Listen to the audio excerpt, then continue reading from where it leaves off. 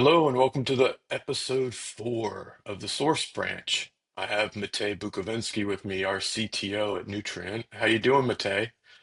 Hey, hey, yeah, doing pretty good. It's been a calm week, and that was pretty nice. Pretty nice change of pace. Could focus a bit on a few things, so pretty good.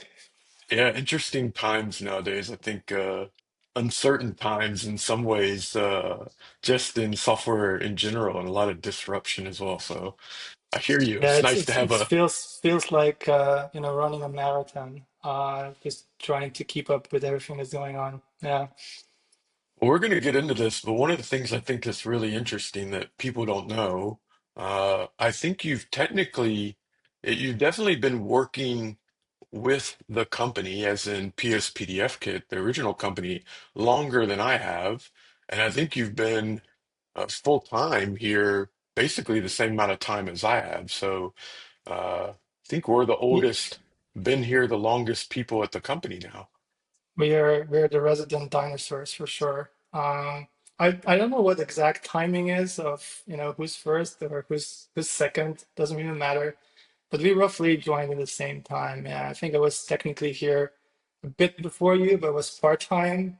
And then at some point, I guess Peter bribed me to come on full time.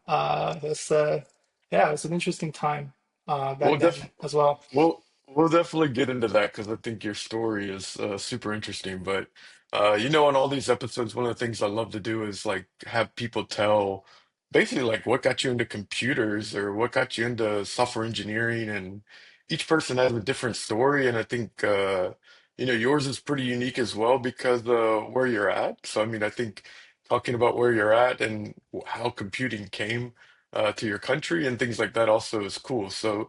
Why don't we start from the beginning? How did you get involved in this at all? Well, tell me the story. Yeah, I mean, okay, so where I am from, I guess Slovenia. Uh, Probably not a country that everybody's familiar with, but it is right in the middle of Europe, if you ask a Slovenian at least. So tiny place, often confused with our bigger cousins, Slovakia. I think there's like a lot of mail being missent between the two countries. We're pretty good with keeping things confusing and even having pretty much the same flag, but different country, right? Smaller. It's just like 2 million people or something Ma- like that. Yeah. Maybe this is my American thing or American growing or perspective, but I think if somebody told me, obviously I know where Slovenia is now, but if somebody would told me I live in the former Yugoslavia, I would have been like, yeah, I kind of know where that's at. Yeah. But if you So I said was technically Slovenia, I'm I like, was I was technically born in Yugoslavia still, right? So it fell apart as I was growing up. I was basically, what, 4 years when the whole thing kind of went bonkers. And Slovenia was kind of the lucky ones. We got out of it easily. I was like a 10-day uh, conflict, and then Slovenia was born essentially. So yeah, I grew up there. Like in a tiny country in a tiny place in that country. So basically on kind of the edge and the border to Croatia, small village, pretty, you know, um, quiet, boring place, but it was good, right? I have friends. We played outside all the time. It's pretty nice childhood if I look back. So pretty happy with how that turned out. And I guess the technical aspect, I was always kind of curious about the future and tech and things like that. And I think it started with just, we got the satellite dish at some point. It was like amazing for me growing up, and there was like only German channels that you could get. So kind of this is how I learned German. I was watching TV essentially all day long. But my favorite stuff on TV was always sci-fi. So something sci-fi, something futuristic, and that's I think what kind of got me into tech in the early days. I remember rushing back from school to try and catch those Star Trek reruns and stuff like that. So, I was a TNG kid. I guess that was the there you thing go. for me. Yeah, so not original series. Sorry for anybody who might be, we can have a discussion of who's my captain, but for me, it's going to be John Luke for sure. Yeah. So, Um, I grew up watching, I mean, TNG was going on right, we're close in age, and so this was going on, and I just remember it being probably one of the television shows that like you just caught, and if it was on or something was on, because the days we didn't have DVR and stuff like this, it just ran the episode. So if it was on TV, it'd probably catch my attention, and then you'd sit there and watch it. And yeah, the character plays. I mean, I even like some of the later ones where you have like the hologram room and this idea of like creating yeah. these worlds and things like this. I mean, the fascinating thing looking back is just, there's all sorts of things there that I thought, oh, this is going to come at some point. But then when they interacted with that computer, it was always like, oh, computer, do this and that for me. And then it happened, right? I was like, oh, this will never happen. Because I kind of already got a bit of like how programming works and so on, right? And I was like, oh, no, this is nonsense, right? And then actually, this is the first thing that seems to become true. So funny how things Yeah. turned out. I think sci-fi, I'm a huge sci-fi fan, even reading. And so, like, you have the early Isaac Asimov, like the Foundation series, you have Dune, and some of these things, it's really funny because they're written reflecting on humanity as well as trying to use your imagination for what the future might look like. The question I always have in my head is, do you think the future looks more like sci-fi because we wrote the sci-fi, or is sci-fi predicting a future that was going to happen anyways? I debate this one constantly. Um, I, I I don't know. I mean, I always have this. My story is always that uh, somebody time traveled or something like that and got inspired and then wrote those books or something like that. So one of those, there's like a multiverse setup, right? And one of those is definitely true. But I don't know. I mean, honestly. I think there's some truth to like there's been a lot. It's not just me, right? A lot of people got inspired by reading sci-fi to go and try and do something about making that actually happen. So the fact that this was written and that people got inspired and then pursued those things, I think definitely they shaped the future by creating this content and inspiring people. It definitely was the Yeah. case for me. I'm not like I invented anything that would really be that significant, but it at least got me into this field for sure. So the Um, whole power of an idea. Okay, so you're coming home, you have your satellite dish, you're in this rural village in Slovenia, and you're watching Star Trek. So take me from there. What happens next? right. Yeah. So well, you kind of go and what's kind of futuristic, but available at the given time. And I was already past this initial rollout of the computers or anything like that. But let's say, Slovenia was a bit behind, obviously, right? Being kind of almost like socialist country, I guess, right? Or you're kind of inheriting from that, and that was kind of okay. I need to be on top of that and get to know this better, right? So that was me starting to try and dig up how can I get my hands on a computer, and it took quite a long while for me to actually convince my parents to get one. It's like it's not like we've been poor or anything like that, but it was both them trying to don't get me more on screens that I already was, and also just it was a bunch of money in the end. So I was trying to kind of figure out, okay, my neighbors got one computer. I was like let's go and visit them a bit, right? And we played with that, and that was kind of my first interactions. And there was some like a little computer lab at the school I went to, so I started going there and trying to play around with it. And kind of quickly, the teacher there was, I think the teacher that ran the computer lab was the PE teacher. So, I'm not not very on top of everything. So I started kind of hooking things up and creating like a network and stuff like that. And it was fun to me. And at some point, seems like I started running that class. And yeah, then eventually got a computer at home as well and started playing with it. And I know a lot of people uh, started with games and computers, and I did a bit of that as well. I did some strategy games, Age of Empires, that was awesome.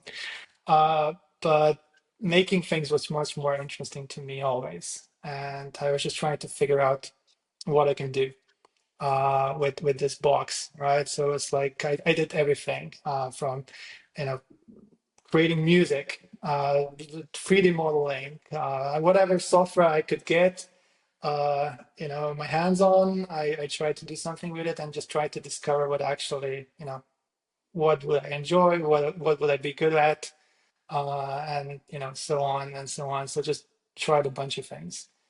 Um, How old were you when this was going on? Like, give me the idea of like when it started to like how old you just said you were at when you were doing all this stuff. right. So when I think the first computer when I was wrapping up elementary school, so had to be around 13, 14 years old probably. But yeah, everything I said was kind of before, right? So it's like 10 years, something like that, where I started really playing around with this. So yeah, not child genius, computer genius level, right? But yeah, it was like uh, just kind of playing around with 3D models and things like that in a pretty young age, I guess, right? And just like I know I got like my hands on Maya, which is like was kind of the professional software for movies and stuff, right? And tried to figure this thing out, and it was so complicated, but it was fun. It was fun to explore. One of Uh, the things, one of the things you said that's really interesting to me, you said two things that we'll have to come back to one. One, you talked about being an early kid that was on screens before this idea of like, I don't want my kid on screens like it is now, and now being a parent of children, uh, that you have the same sort of like, how much screen time is too much or bad? It's This hard, is right? a really big conflict I have in my head. Exactly, because I feel like the fact that I was interacting with screens so much made me who I am today. Yeah, But then at the yeah. same time, I read about all the negative consequences of this, and I'm trying to get my kid away from it, right? So it's just like, yeah, it's difficult, right? So we're trying to moderate this a bit and try to kind of make sure that the good content is being consumed in moderation, of course. I But yeah, I do think, because man, I totally agree with you. Like, it's the hardest thing in the world for me to sit there and hear. Like, I mean, it's the same thing. Like, oh, first person shooters lead to violence, so you shouldn't do it. I'm like, I'm not a violent person, and I love first person shooters. So, like, I don't get it. And then it was like screen time, and I'm like, I've met a million people on, the internet and screen time, so I don't get how this like makes you isolated. The thing I think that, and we could have a whole podcast episode on this. The thing I think that is subtly different is at least in my early days on the internet, like, I mean, for me, it was like 12, maybe 11 to 13 years old. The internet was more of like a sandbox, unknown place, which had some pitfalls. I mean, shoot. I don't even want to talk about what I did on the internet then, now as an adult. But it wasn't this targeted sort of advertising, try to get you to do this, try to keep you on the machine, engagement, engagement, engagement, kind of dopamine addiction cycle. So I do think it is a little bit different now, and that's just how I process it in my head with my three children. Um, I definitely agree. I mean, the algorithm does its stuff, right? So if you start on YouTube and you go a bit into a specific direction, you will be, radicalized, let's say, in that direction, right? So you need you need to be a bit more careful than you used to be, I think, on that front. And I mean, your point about the first person shooters as well, right? What I think you some parents seem to approach this from a prevention point of view. Okay, so you cannot do this, you cannot do that, and that will never work, in my opinion. In my opinion, what works is you have an honest conversation about it. Okay, this is fiction. This is what this means. yeah. We don't do this in real life, and um, try and be honest and explain things, especially for a young child. It really is about forming this separation of, okay, this is play and this is real life, and that's the difference. Uh, Yeah. The second thing you said that was really interesting to me, and I've always associated this, but I have an older brother that's 5 years older than me. He works at Apple and, computer scientist, and I've looked up to him because he's been my older brother. And I got into software basically through computers and software through gaming. And I said it the opposite way you did. I built things to help me game, or I built things because it, was made the experience of gaming funny. Gaming was what I loved to do. And my brother, like, kind of never really gamed. He was always the Lego guy. And so he got really inspired to build things. And it's funny, you said building is more fun than the game. So I do think there's a lot of engineers that are like that. Like there's way more people than you that the fun is actually in this. I can take an idea in my head and bring it to real life with this magic machine in front of me by giving it instructions. Um, Talk to me about how you went from, okay, you're at the computer lab in high school or whatever, to going to uni or going to college, starting out, in your first kind of sort of career. Talk me through that a little bit. yeah, I mean, this is a difficult choice, I think, for everybody to figure out at an age of, I don't know, 16, 17. What do you want to do with your life? And a lot of people struggle with this, but I wasn't one of those. I mean, I was kind of set on, okay, I managed to discover something I really enjoy. Uh, Seems like people are willing to pay people to do this kind of work. So why not try this, right? So it's kind of set pretty early on that, okay, I'll pursue computer science and get a bit more knowledge and then see what I can do with this, right? So that was kind of easy choice. I was pretty decent with grades, so it wasn't difficult to get in. The good thing in Slovenia is you don't have to pay for university, so you just good grades and enough money to stay somewhere, right? Gets you to university, so that was nice. Um, and yeah, did pretty well. I think I did better at university than I did at actually in middle school because all the stuff that I wasn't really interested in kind of faded away, and it was math and physics and kind of the stuff that I enjoyed more than I know literature, for example. But in the end, so I really enjoyed that. And then, of course, there was always stuff that I'm also like, how will this ever be useful to me in life, right? And you kind of have to go through this. But then there were some amazing courses that I, really cherish and feel that there are a lot of people that come into coding by not going to like through a CS degree, and that's fine. I know a lot of great engineers that never had like a professional education. But there were some things that really, there was some a class on compilers, and we built our own compiler from zero, and we just kind of understand more about, how the lines that you write translate down to machine code and how this is being executed on a CPU, and you learn that as well. And it just gives you this additional kind of perspective that I loved. So yeah, that was nice. It was like a good time as well there, and basically I worked a bit throughout uni. Did all sorts of things. I actually started not in software, but I started at a desktop publishing company, and I was laying out books for them and in InDesign. So I can. Well, I cannot pass as a designer, but I tried. Um, so that was like a proper, my first proper university job, and then uh, yeah, kept playing with stuff, new apps as they came up, new programming languages, and I think I got my first Mac second or third year there.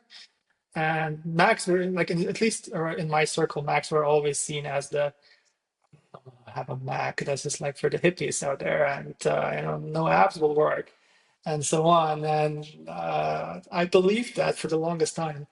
But then I actually, well, I actually started off by moding my computer to run Mac OS on it. Hackintosh Yeah, was OG the term. Hackintosh. Yeah, yeah, it was like a big ass tower with fans and stuff, and it ran Mac OS. Driver Well, okay, hell, right? Like, you know. yeah, it was horrible. But I love the user interface and the fact that it was Unix underneath it all, so you got like a proper terminal and you can do Linux stuff without some of the Linux hassles.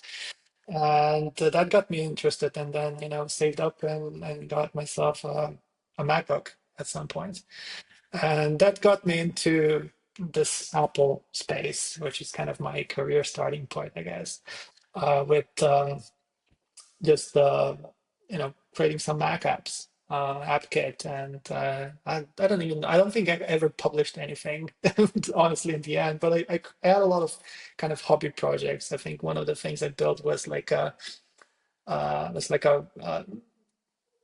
a monitor for page changes, so it could kind of set it up for for a website and see if it changes.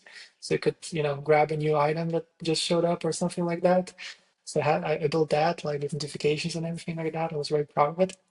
Uh, That's awesome. that got me into this, right? And Objective C and Apple frameworks and stuff like that. And then the iPhone came out, and I was like, "Oh wow, wow! This is how phones should always have looked like, right? This makes so much sense." So I really tried hard to get one, You're and it full was on also not drinking. easy. You're full on drinking the Apple Kool-Aid by this point, right?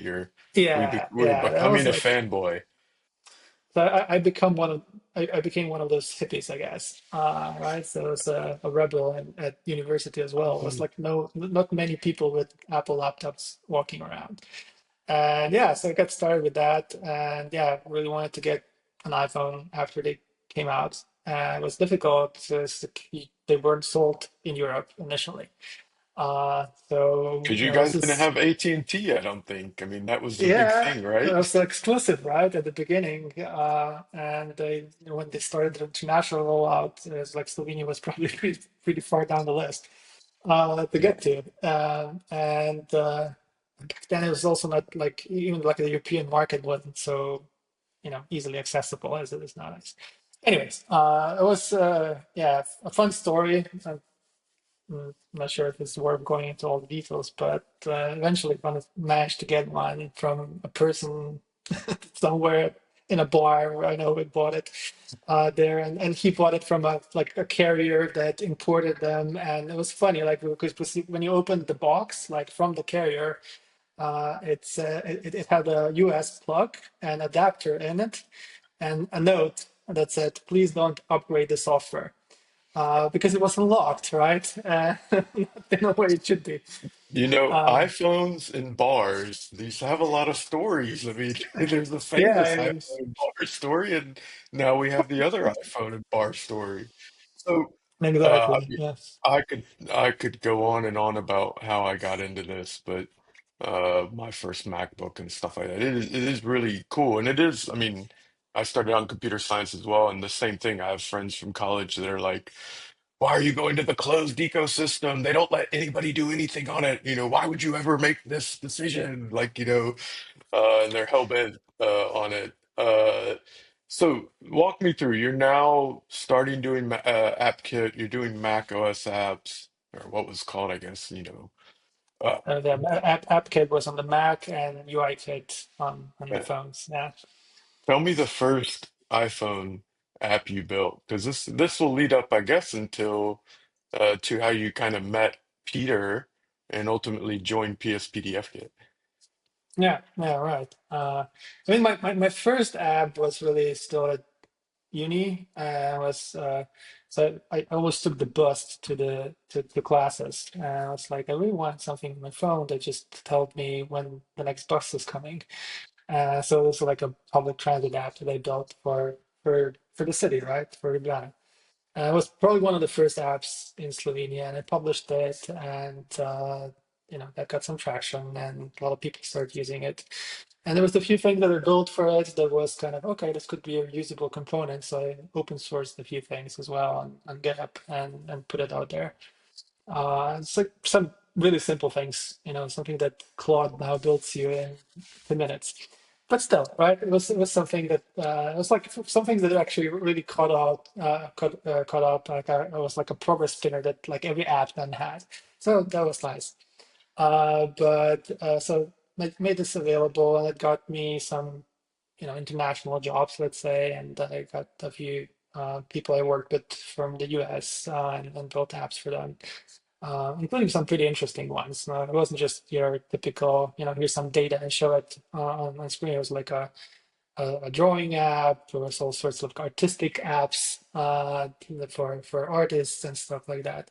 So it was a fun period. So I was doing a bunch of freelancing already at uni, and then afterwards, kind of created a small business and started doing this. And yeah, after a few years of doing this, I was like, yeah, I'm kind of bored with just doing apps, and I want to, you know, not settle for that. Essentially, settle. I wanted to do something more, right? Something different. And I think that's when I followed Peter on Twitter for a while, and he asked at some point, "Hey, I have this framework I'm building, and would need some help." And I was like, "Okay, yeah, I like doing open source, and I like working on developer tools." And apparently, he's getting money for this, and I can get paid for doing this stuff that I enjoy.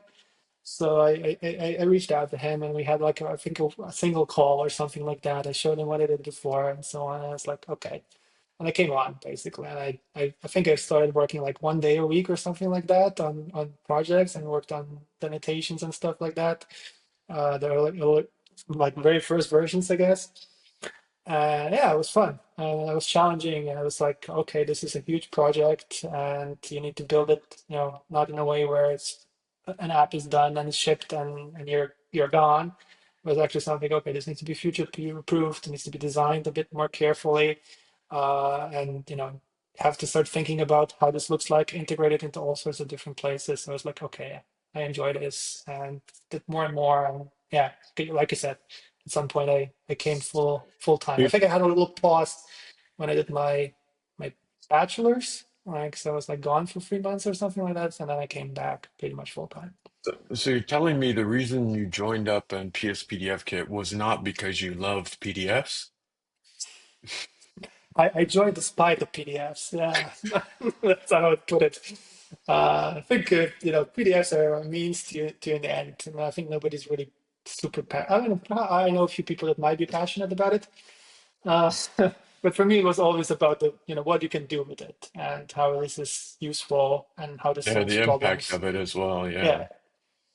All right. So, you're joined up on PSPDFKit. We have the iOS framework. You're one of the, first engineers basically pairing with Peter, doing stuff with him.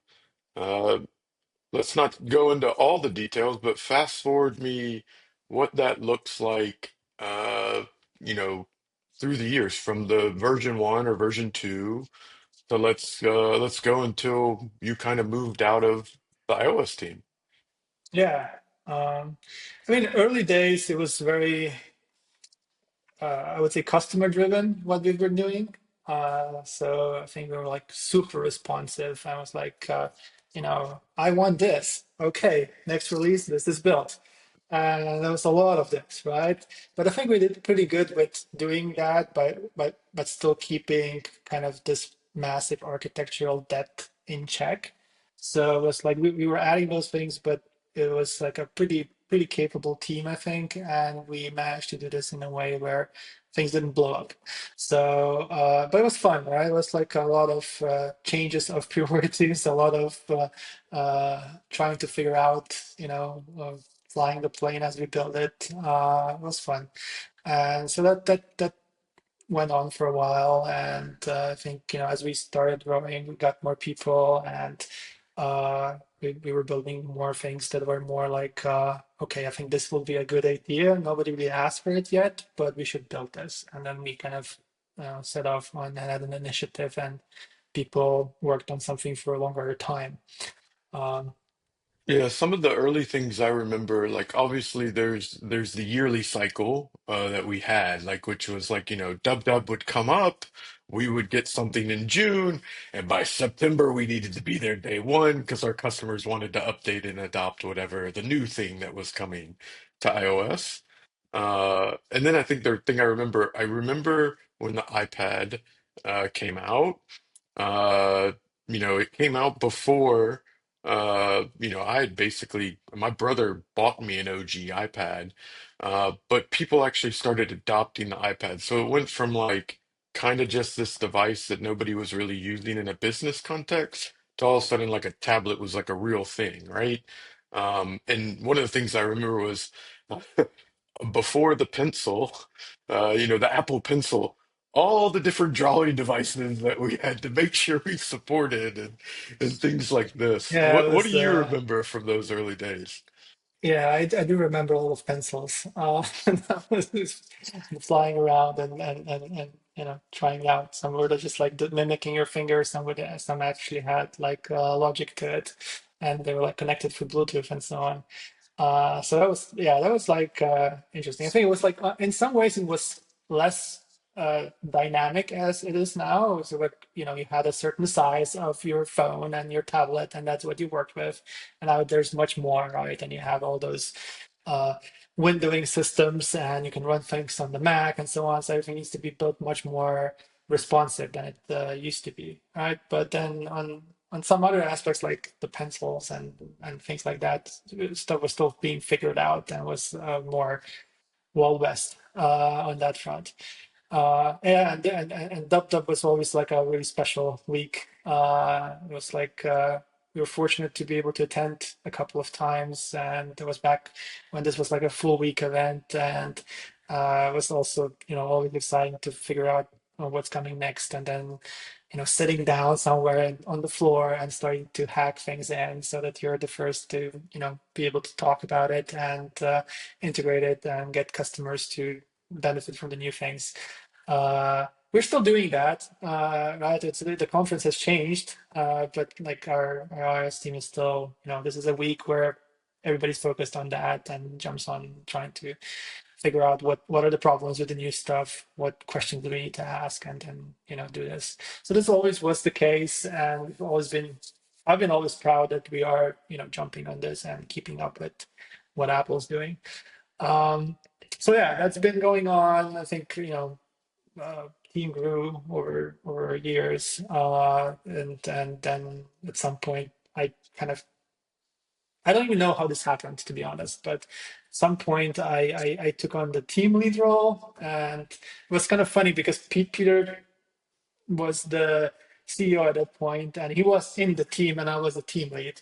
But obviously, he also did all sorts of other things. But it was like an interesting dynamic. But yeah, so I tried to kind of uh, figure out what this even means, right? What a team lead means. It was a small company. We didn't have like a massive organization of hierarchy or something in engineering, right? So it was just okay. I guess I should be helping others with unblocking them and trying to organize what you're working on, and then I should be still hands-on, and I still should still code and work and so on. So that was like probably the time-wise the biggest period of or let's say the job I had for the longest at the company was quite a few years, and that through this time period, this really became uh, a well-known SDK and a product in the community, and we got a lot of customers, including really big names, and yeah, that was something really exciting and nice to see that what you're doing is now showing up in those massive apps, and you have this impact. So next to this challenge aspect, the impact aspect became kind of another good reason for enjoying this job essentially. So fast forward me now, the company, uh, I assume we're at the point now where it's approaching maybe 2019. Peter's kind of getting burnt out. He ends up leaving the company, kind of going on a little bit of a 3-month break. You're really the team lead then. And then you fast forward basically a year and a half, 2 years later, and you have essentially a different company now, where we're ultimately uh, we're actually setting up a structure. Peter decides to leave. I think Martin left for a period of time, and he was kind of the acting CTO in between the two. Talk to me a little bit about that and kind of what was that like, and what did your responsibilities change there? Yeah, it was interesting as well as a time. I mean, what I always enjoy is change. So I don't want things to just stay the same, both from I want new challenges. It's not like I now mastered being a team lead and there's nothing else I can learn. But at some point, I want to also progress, right, in some way and get a new challenge. So it was kind of an opportunity, I guess. We had this conversation and we were kind of, okay, let's say, perhaps we should have a bit more structure and how we organize things on mobile. And then I was like, I had this tough decision to make on should I get a bit away from iOS and Apple and this ecosystem that really uh, you know I was passionate about and grew up with and enjoyed working in. But I also wanted to go and see what else is available and what can I do if I do something else. So yeah, I was like, I guess it started coordinating things across the mobile teams, so next to iOS, Android as well, and we still have all sorts of cross-platform technologies, right? So that's kind of how I kind of started to get a bit more abstract, I guess. I'm not sure if that's the right word, but it was more about now figuring out, okay, perhaps I'm not the technical expert on all details on all those platforms, but how can I still be helpful and how can I steer this in a good direction and help everybody and help with the decisions and so on. So that was like a interesting challenge to figure out even at that scale, and then it became much more difficult in the future as well. But that's how kind of started with this phase, I guess, in the PSPDFKit or Nutrient life, right? And yeah, over time, I think I just started helping with what the CTO at the time, Claudia, did more and more. And there was a lot of stuff to go around. The company at that point was already, we had a lot of products, and we started to merge with some other companies, and that came with its own challenges, that new challenges that we didn't deal with before, and there was just a ton of work with that. And I tried to help, and I helped more and more outside of mobile as well. And then I was like, okay, let's just make this official. And I kind of, how did we call it? VP of engineering, right? Titles. Yeah, titles are But fun, yeah, right? yeah, well, yeah. um, so in essence, that's how I kind of started to let's say uh, get a bit further away from this mobile space and had to learn even more things, at least to a degree, to have a good conversation, I guess, about it. And yeah, that's kind of how things kind of got to this point where I'm now stepping in Yeah, and so and so my recollection, it's you kind of went from the iOS team lead to, like you said, mobile hybrids, cross-platform team lead, and then essentially it became clear we needed like a VP of engineering, someone to help Claudio out. Uh, you wanted to expand, kind of like, hey, the company, like we had the web framework and even server on the document processing side was becoming more and more critical, really impactful at the company. We started doing these acquisitions, so it was like, okay, we need an actual, VP of engineer because it's just way too much work for one person. Ha ha ha. We'll come back to that one. And then, Claudio, about 2 years ago, I think, he had his first child, and you could tell he kind of wanted to step away and really focus on, on his daughter and kind of raising. And he was questioning whether he wanted to still do stuff in the technology space. And so he eventually decided to, leave. And okay, so now you find yourself as the CTO. Jonathan taps you on the shoulder, says, "Hey, Matej, I think you can do this job." I'm sure what a lot of people want to know is like, what the hell is that job actually like? What does that mean? What do you do? What are the problems you solve? Uh, what is it like to be the CTO at Nutrient? Because, in all these things we joke about titles, it's like every CTO is different at every company. Every team lead's different at every company and what that means. So let's talk a little bit about, yeah, that journey and where you're at now. Yeah, I definitely believe it's different at every company. And I also think it's different even at our company at different times as we kind of uh, grew Absolutely. and realized things, right? So I think the job really changed even, during the time period I had, but definitely even before. So it's kind of what you make it even. I would say the biggest change from what I did before to now is kind of the training wheels come off, right? And in the end, there's always you and our team on in the executive level where you can have discussions with, but in the end, a lot of things are your accountability in the end.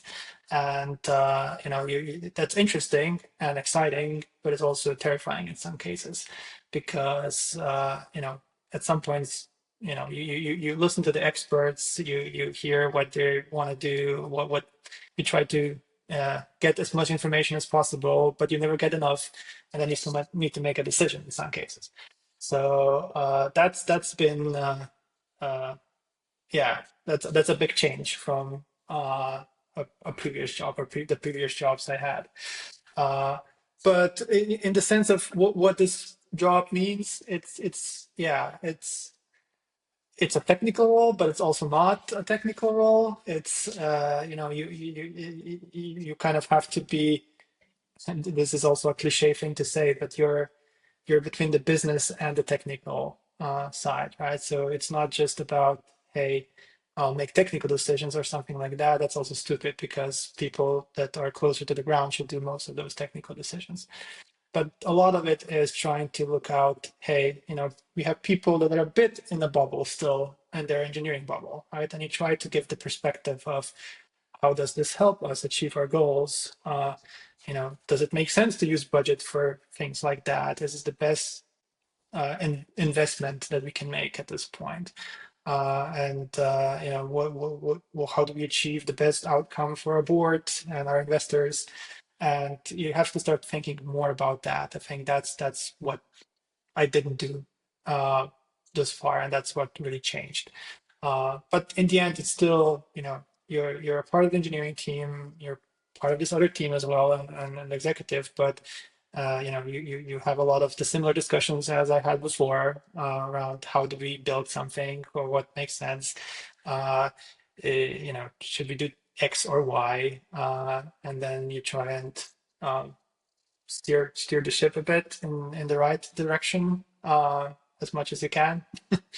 I would, one of the things that I would say, uh, in the executive team, I think most of our executives would say this, the CTO role and the job you have is probably one of the most difficult, for a couple reasons.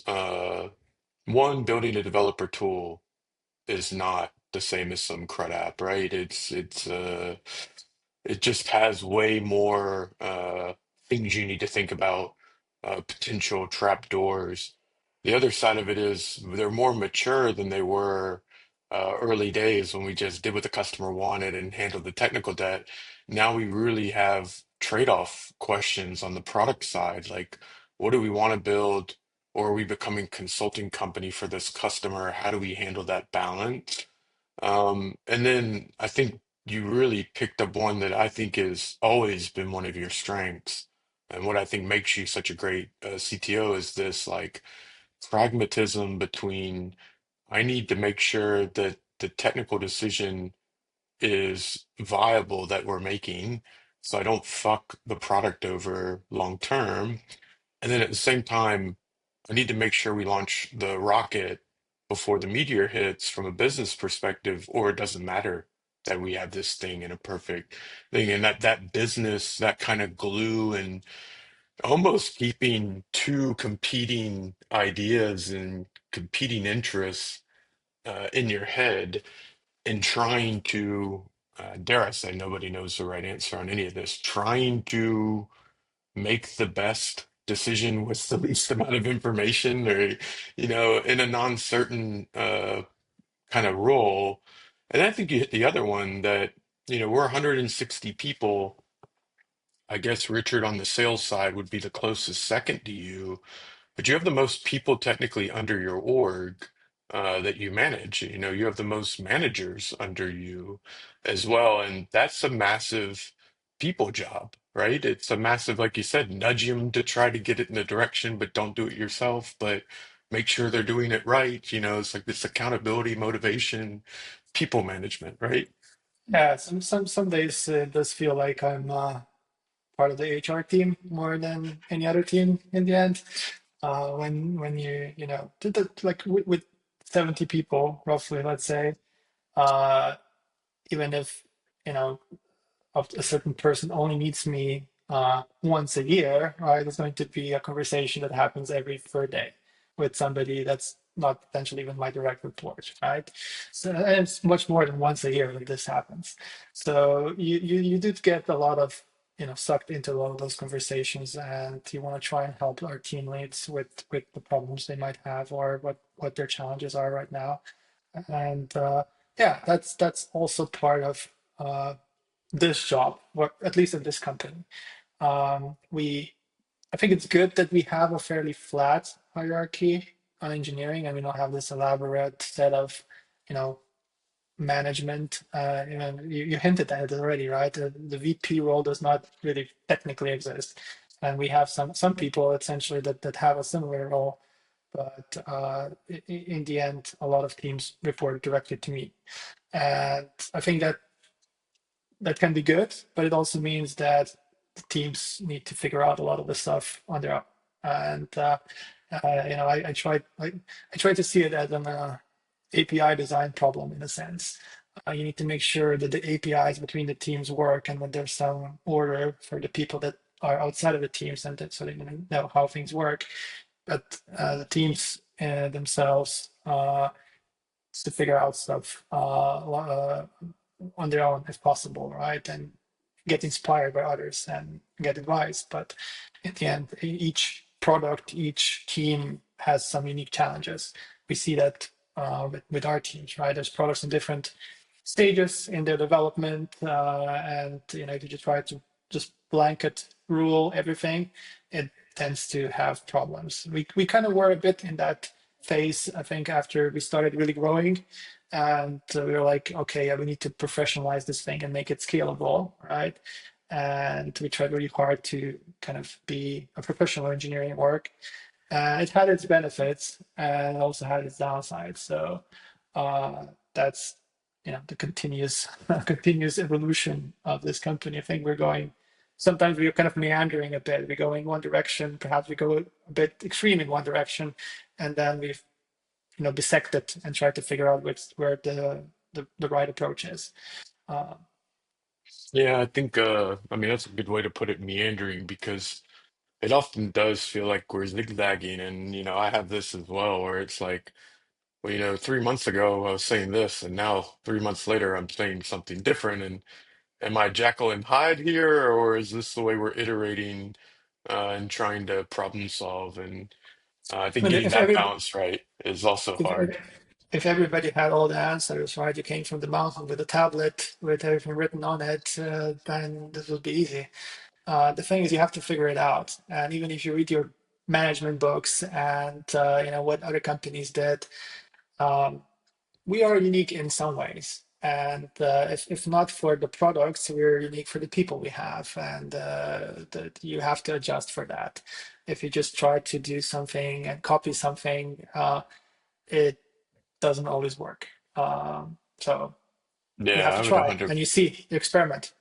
I'd 100% agree with that. I mean, I think every org is different, and so you can read these books or read these tips or see another person, and you need to use it as almost like a data point to learn to help you solve the problem you have in front of you. But it's very rare, at least that I've found, that pure best practices copy one for one everywhere.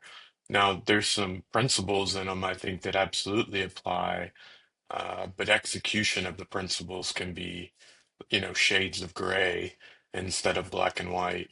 Well, why don't you tell me about some, you've been in the job now a year and a half. You've been in management now, shoot, 6 years maybe, essentially, and some more. And I mean, I think now you have both the, man, I wish I could code more, I miss it, as well as like, should I be coding more? This is another struggle I think we all have. But what are the, not just growing pains, we talked about that, but like, what are some current challenges you think that you have that maybe transfer over, that maybe everyone that's in this sort of technical leadership role has? What's important, do you think, as a technical leader in today's world?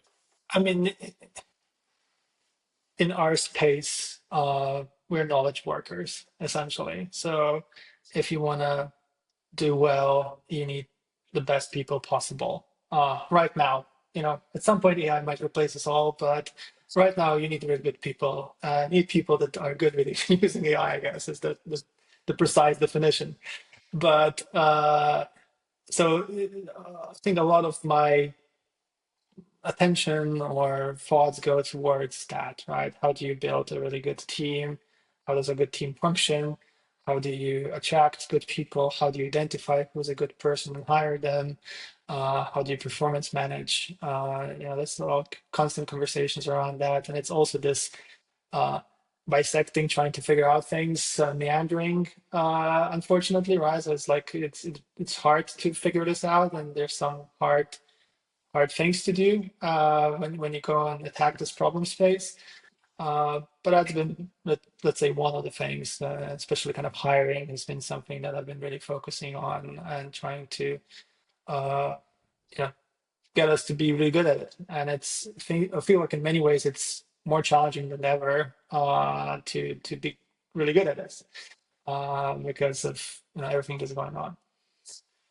You hit two things I think there that I've heard a bunch that even I think about in my role. It's like the two things that the leader of the team can do and scale better than anything else is setting culture, getting culture right, trying to make the culture effective, and it's recruiting, right? Recruiting talent, making it so that you can get it.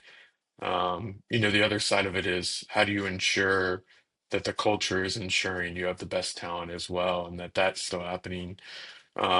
And yeah, I think hiring throughout the years for us and I mean, we've been doing this 11, 12 years. Hiring has been one of the hardest problems we've always had because, I mean, shoot, like you get some resume where a person's trying to put their best face forward. You get 4 to 6 hours of data of talking to them, and you get some answers the questions, maybe a technical challenge in a review of it. And then it's like, okay, with that information, you need to hire good people. And now with AI, like you talked about, it's shoot, you like we can even see with people applying to us, they're changing their resume depending on the job they're hiring with us. And so it's the AI doing this. But we've even had some interviews that clearly weren't necessarily how to put it. Like I joked about it. It seemed like they were Swedes from North Korea. It was really strange, right? Talk a little Yeah. bit about those challenges now. Yeah. I mean, so on the culture side, the way I would put it, when you're a small company, it's really easy to have this culture just develop and everybody knows everybody and they're constantly working together and you know what the culture is. And then as you grow, right, it becomes more of oh, there's a bubble of culture there and there's another bubble of culture there and so on. And especially, when you merge with other companies and you have a large amount of new people coming in, and then your culture becomes this multiverse of cultures. And there's really good aspects to that because you get, you change your thinking, you challenge your kind of the deeply rooted beliefs that might be actually wrong, and that's been good, right? But then you also get some things that you might not like so much, and then you really need to start.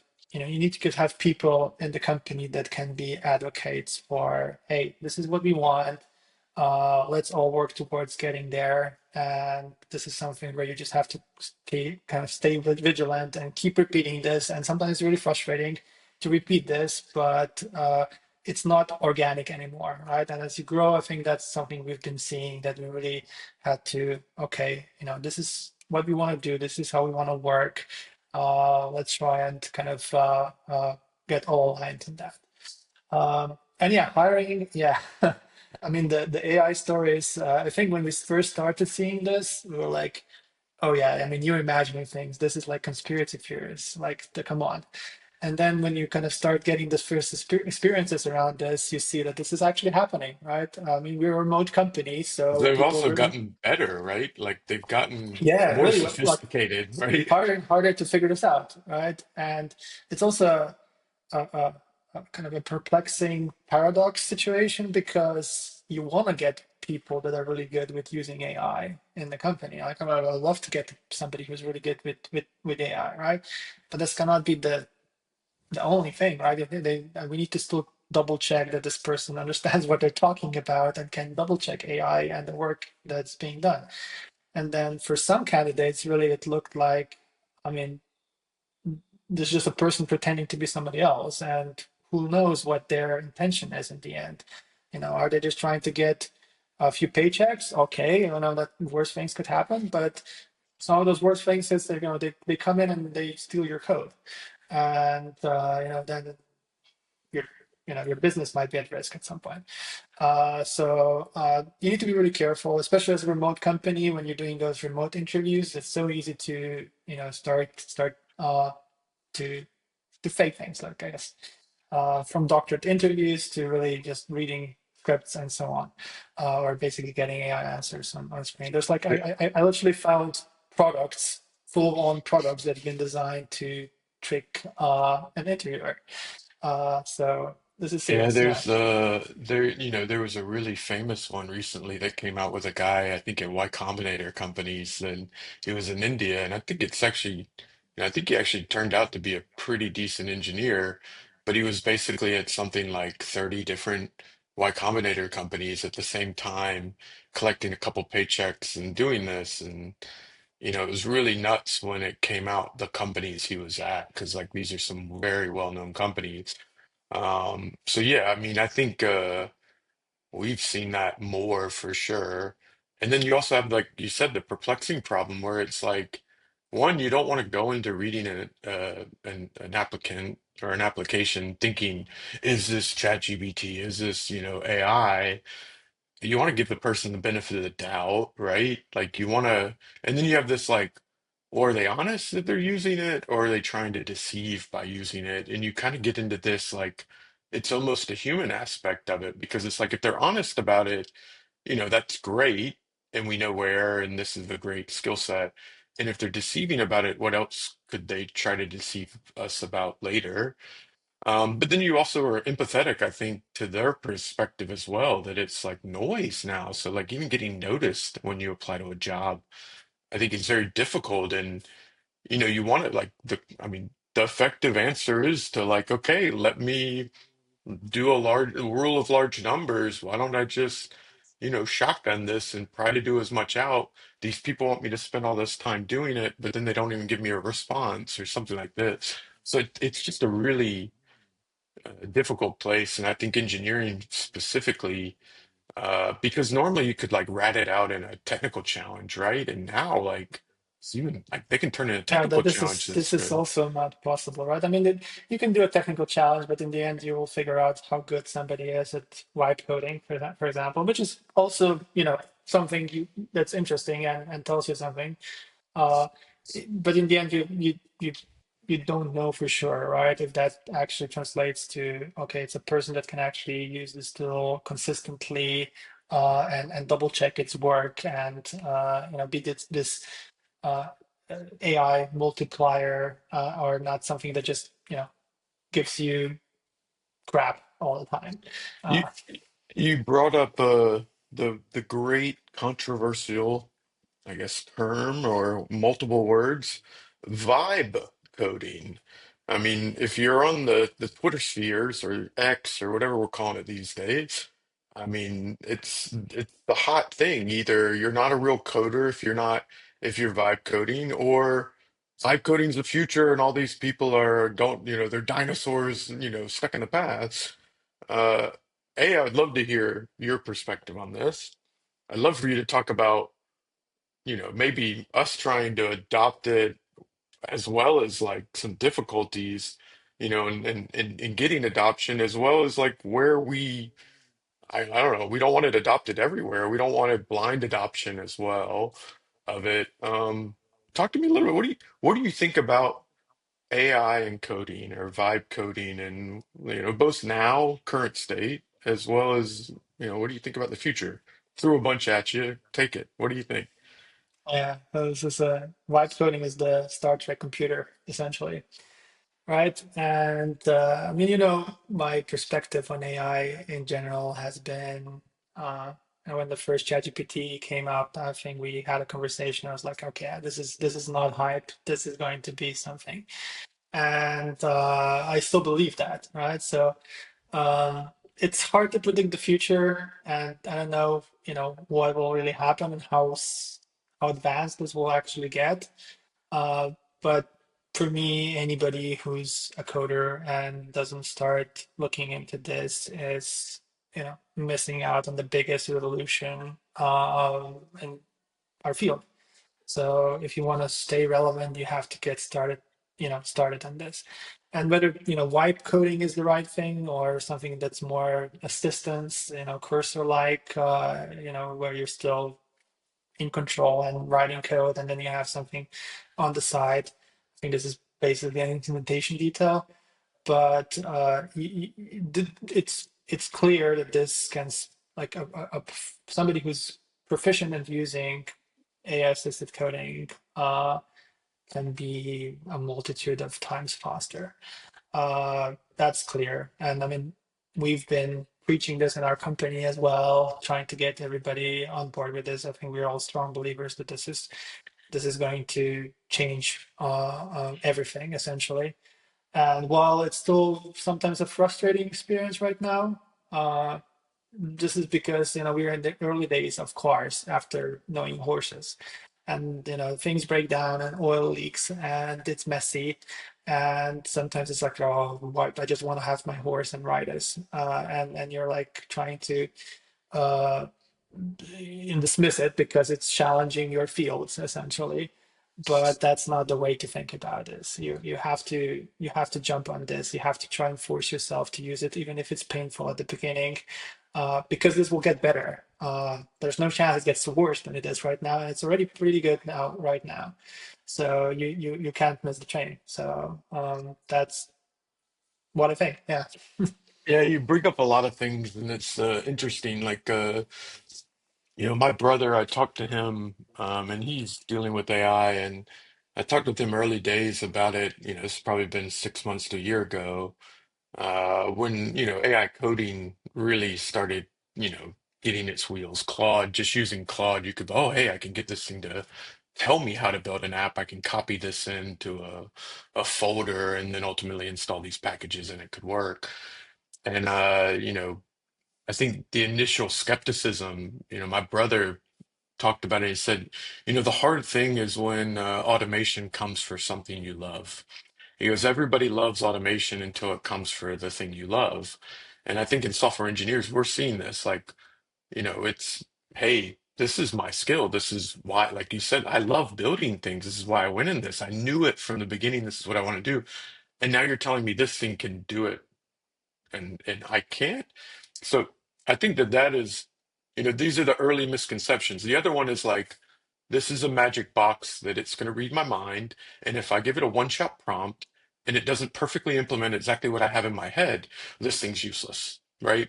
That's the other side of it. And then I think the last one is this like you know, I'm less productive with this early on, so let me immediately go back to the way I'm more productive.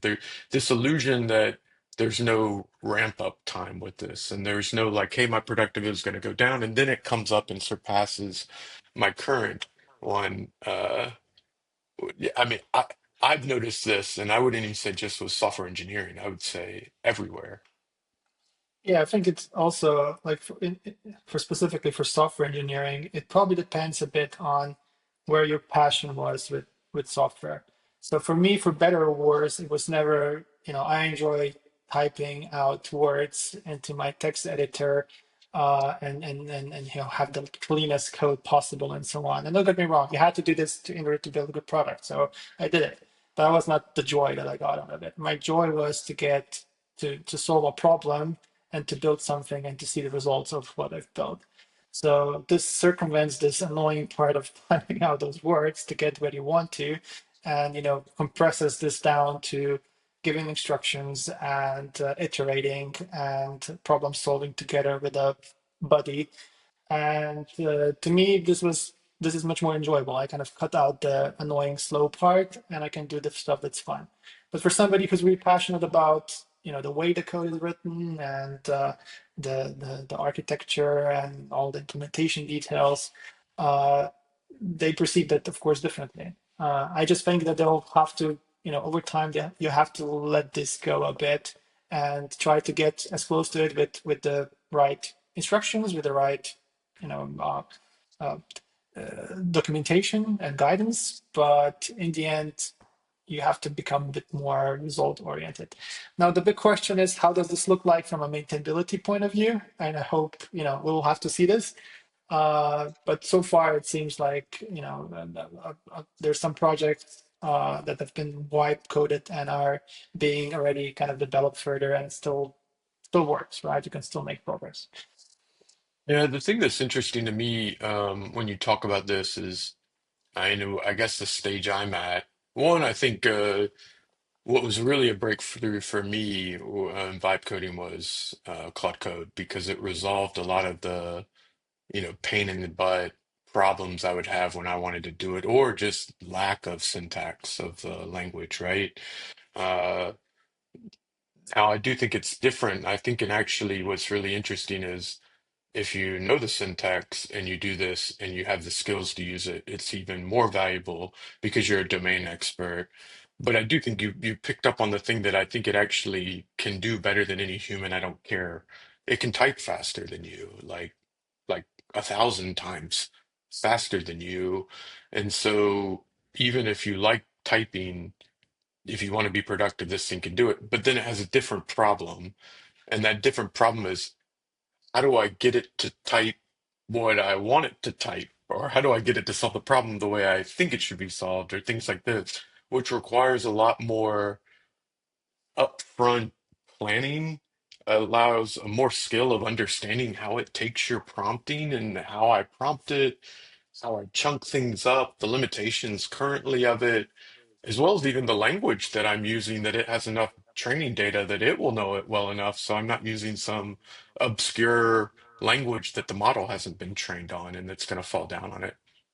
Dare I say Swift right now, one of the issues we're running into, right? Um, the interesting thing to me, both now and in the future, because I think what you said, the thing we don't know about the future is how much smarter do these models get? Because they're already pretty damn smart. Like if you think about it's been trained on most publicly available data in a language everywhere. And so the question is the memory, like how much memory context can I give it? And how can I directly make sure it's accessing the parts of its massive language or massive knowledge set in a way that I can direct it to solve a problem? And to me, this is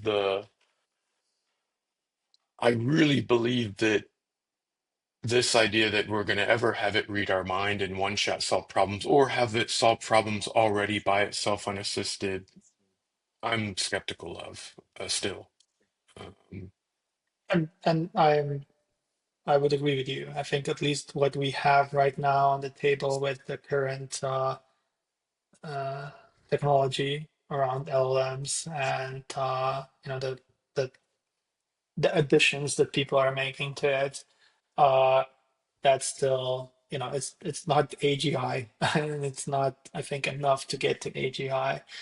There's differences of opinion here, I know, but I think there's still some fundamental advancements needed to get there, and I don't think well, there's a good chance that uh, let's say in some aspects of it, like reading your mind, that I think we're safe from that. Uh, but I do think that what we know right now is enough to know that this is for certain fields, and this includes software engineering. Uh, this already is good enough to do really impactful, productive work with. And if you think, just extrapolating from what we saw in the last years, and drive a linear curve, and even if it's like, if even the curve the slows case, down, yeah. yeah, it's still, uh, you have to be on this ride. I, we could talk forever, but you're bringing up a good kind of suggestion or thing I've talked about, and I'm going to put it in my words, and you tell me. I think about things a lot of times in a cost benefit analysis and not probability when I make a decision. And to me, it's like, what is the cost to do it versus what is the potential benefit if this works out? And one of the things I think I read in a book was like, it actually normally is least cost, like a lower cost for you and a potential massive benefit for you to lean into early technology trends. And I think that's what you're saying here, that like, hey, even if this doesn't become the grand magic we think it is to do, at this moment in time, we know enough that you should lean into it as a software engineer rather than not. Because the benefit, if it does do this, and we're already seeing it might do this, is so much better than if you just choose not to, right? Right. And I think we as a company have always been leaning down this way, and it doesn't always pay off, as you know, right? Sometimes it's like, oh, this new technology just came out, we should build a product for it, and Don't then you talk build the about product. Maui. We love Maui, right? I don't want to be specific, right? But there's a couple of them, and some are from Microsoft for sure. So you build it, and then the it doesn't get traction in the community or something like that. So you have to be a bit, clever when you're assessing this, but I don't think you need to be. I think for this one, it's pretty clear that the trade-off analysis here is towards, yeah, let's make a bet on this. Let's get everybody accounts. Let's start pushing this. Even if you have a temporary slowdown, we'll have a speed up in the long run. Even if this costs us something, the productivity we gain will neglect this cost. So yeah, you think this one is pretty clear to me that So this is a worthwhile investment. Yeah. So, good advice to engineers today. I'm going to wrap it up with one last question to you. So, you are now in your position, you have your time travel machine, like you said. You're not going to write a science fiction book this time, though, but you're going to go back and you're going to write a little letter with some advice to the 14-year-old Matej, but instead of them being back in time, you're now in today's world. So, what would you say to a person entering software engineering now? This is a big question. I think even parents, you think about this. What would be your advice to a person now that would be interested in computers that you think you know now with your skill level and your experience that you have at your current, all the wisdom you have? Yeah, I mean, one could definitely say good luck. I think this is going to be a pretty competitive field down the road. Why? Why? Because e- e- individuals who can really leverage AI will be able to produce so much and be so productive that you basically have a survival of the fittest situation, right? You need to be really good. at leveraging those tools, and that will give you, immense benefits. You'll be immensely valuable as a person if you're really good with this. But it also means that well, in the short term, this means like we will be able to just do so much more than we've been doing in the past. In the long term, we'll see. I think it's going to be survival of the fittest for sure. So anybody who's in the field right now has this nice benefit of, okay, you learned everything the old way, and now you can, you're around in the time where this new way comes about, and then you can take all your knowledge from before and apply it here, and reason and double check things, and you still understand everything. I'm curious how the next generation, right? If I were just starting off and I didn't have all this experience and the scar tissue and everything from trying things and failing and so on, and I'm just getting this magic tool, and I'm starting to use it, and who drives here in the end for a person like that? Is it you, the user, or is it like, I'm blindly trusting it? And I think it's interesting to see how this dynamic changes. But the advice is definitely, hey, if you want to be in this field, if you want to be productive, if you want to be impactful, if you want to build things, you start learning about agentic coding, explore the different tooling, figure out your system, what works, what doesn't work, what kind of prompts you want, what kind of connections.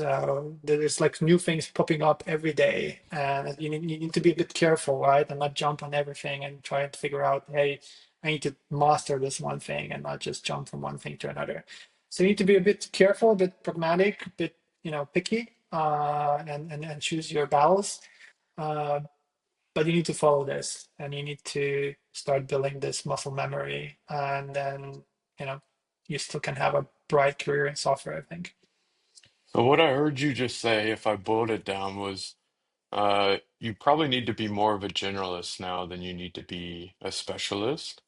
You need to lean into early waves, and in this case, you think agentic programming is the example, but you need to be a pragmatism in your decision making, because you're going to find things, and not everything is worth the effort or time to go deep, and some things maybe are worth the time to go deep, and making that decision as a skill set that you would need to have as well.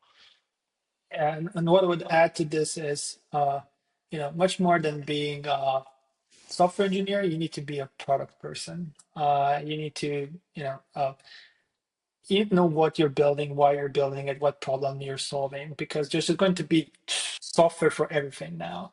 And which one actually wins is the one that actually solves a useful problem, right? So you need to think about, am I solving something useful? I need to talk to people. I need to do my research, and I need to understand, what this useful thing is, and then put this into the best words possible, and something just does it for you. Right? So you're much more a software designer than you're a programmer, I think, in the future. Well, hey, Matej, thank you so much for joining me, my guinea pig number four. It was an amazing conversation talking to you. Uh, if people wanted to get in touch with you, do you have a Twitter handle you can give them, or something they can follow you or reach out if they want to hear more words of wisdom from the CTO of Nutrient? Yeah, of course. So it's my surname, Bukovinski. Sorry for not making it easier for you all, but yeah, I'm trying to post more, so yeah, there's going to be some content there. Awesome. Thank you so much, Matej. Take it easy. Thank you for Bye. having me. Bye.